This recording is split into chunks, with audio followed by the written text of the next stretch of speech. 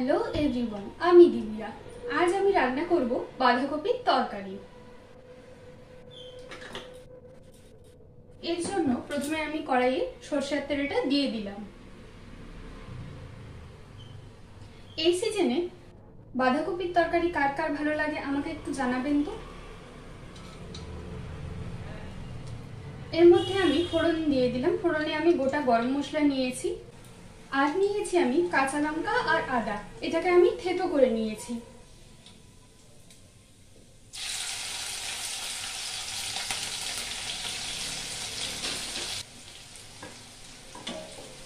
আদা আর কাঁচা লঙ্কাটা ভাজা হয়ে গেলে এর মধ্যে আমি দিয়ে দেব কেটে রাখা আলু।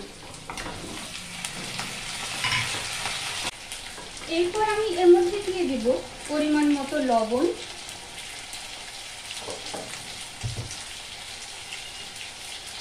আর হলুদ। হলুদ লবণটা দেওয়ার পরে আলুগুলোকে একটু ভাজা ভাজা করে নিয়েছি।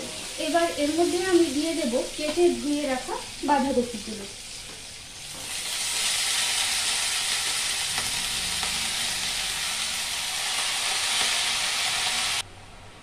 আলুর সাথে বাঁধাকপিটাকে খুব ভালোভাবে মিশিয়ে নিয়েছি।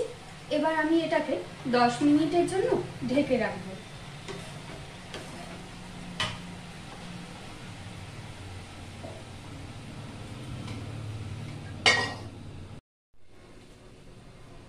ঢাকনা সরিয়ে দেখে নেব বাঁধাকপিটা সেদ্ধ হয়েছে কিনা।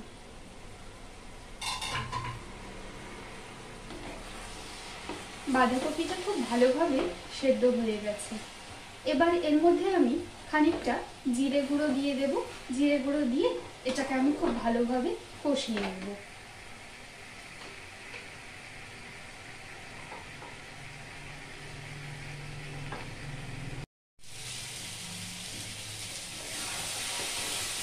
বাঁধাকপিটা খুব ভালোভাবে কষানো হয়ে গেছে।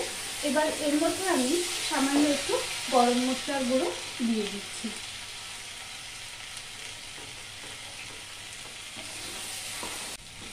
গরম মশলাটা দেওয়ার পরে আমি খুব ভালোভাবে মিশিয়ে নিয়েছি।